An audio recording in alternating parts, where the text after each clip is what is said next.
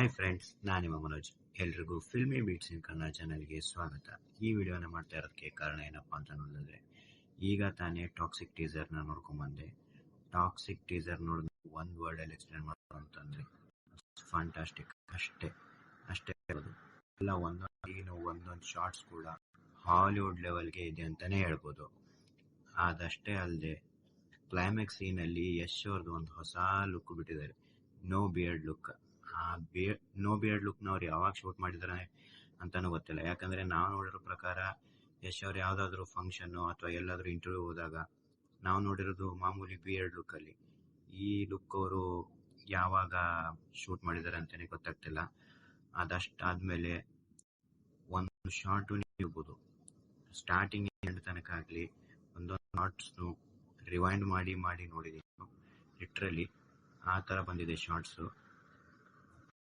ಈ ಟೀಸರ್ ನೋಡಿದ್ಮೇಲೆ ಗೊತ್ತಾಯಿತು, ಮೋಸ್ಟ್ಲಿ ಈಗ ಯಶ್ ಅವ್ರದ್ದು ಏನು ಡಬಲ್ ಪಾರ್ಟ್ ಇದೆಯಾ ಅಥವಾ ಏನಾದರೂ ರಿಲೇಟ್ ಅಪ್ಪ ಮಗ ಏನೋ ಆ ಥರ ಏನಾದರೂ ಇದೆಯಾ, ಏನು ಮೂವಿ ಬರೋ ತನಕ ನೋಡಬೇಕು. ನನಗೆ ಅದೇ ಆಶ್ಚರ್ಯ ಆಯಿತು ಕ್ಲೈಮ್ಯಾಕ್ಸ್ ಸೀನಲ್ಲಿ ಯಶ್ ಅವ್ರದ್ದು ಲುಕ್ ನೋಡಿ, ಇದ್ಯಾವುದಪ್ಪ ಹುಡುಗ ಅಂತ. ಆಮೇಲೆ ಅದೊಂದು ಕಪ್ ಲುಕ್ಕಲ್ಲಿ ಒಂದು ಶಾರ್ಟ್ ತೋರಿಸ್ತಾರೆ.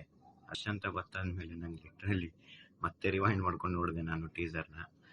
ಆ ಥರ ಆಗಿದೆ. ಲಿಟ್ರಲಿ ಹೇಳ್ತೀನಿ, ಟೀಸರ್ನ ಸ್ಟಾರ್ಟಿಂಗಿಂದ ಎಂಡ್ ತನಕ ಆಗಲಿ ಒಂದೊಂದು ಶಾರ್ಟ್ ಒಂದೊಂದು ಸೀಡ ಅಲ್ಟಿಮೇಟ್ ಆಗಿ ಬಂದಿದೆ. ಅದಷ್ಟು ಟೀಸರ್ನ ನೋಡಿದ್ಮೇಲೆ ಗೊತ್ತಾಯಿತು ಯಾಕೆ ಯಶ್ ಸರ್ ಇಷ್ಟು ಟೈಮ್ ತೊಗೊಂಡು ಈ ಒಂದು ಮೂವಿನ ಮಾಡಿದ್ರು ಅಂತೇಳಿ. ಸೊ ಅದರ ತಕ್ಕಾಗೆ ಒಂದು ಔಟ್ಪುಟ್ನ ಕೊಟ್ಟಿದ್ದಾರೆ. ನೋಡೋಣ, ಟೀಸರೇ ಹೀಗಿದೆ, ಮುಂದೆ ಬಂದರೆ ಅದು ಯಾವ ರೇಂಜಿಗಿರುತ್ತೆ, ಇನ್ನು ಮೂವಿ ಯಾವ ರೀತಿ ಇರುವಂತ ಜಸ್ಟ್ ಇಮ್ಯಾಜಿನ್ ಮಾಡಿ ನೀವು. ಸೊ ಹೋಪ್ಫುಲಿ ತುಂಬ ದಿನದಿಂದ ಟಾಕ್ಸಿಕ್ ಟೀಸರ್ ನೀವು ಕಾಯ್ತಾ ಇದ್ರಿ, ನಾನು ಕಾಯ್ತಾ ಇದ್ದೆ. ಸೊ ಫೈನಲ್ ಇಟ್ಬಿಟ್ಟೆ. ಹೋಗಿ ಯೂಟ್ಯೂಬಲ್ಲಿ ನೋಡಿ, ಚಾನಲ್ ಕೂಡ ಸಬ್ಸ್ಕ್ರೈಬ್ ಮಾಡ್ಕೊಳ್ಳಿ. ಸಿಗ್ತೀನಿ ನೆಕ್ಸ್ಟ್ ಅಲ್ಲಿ.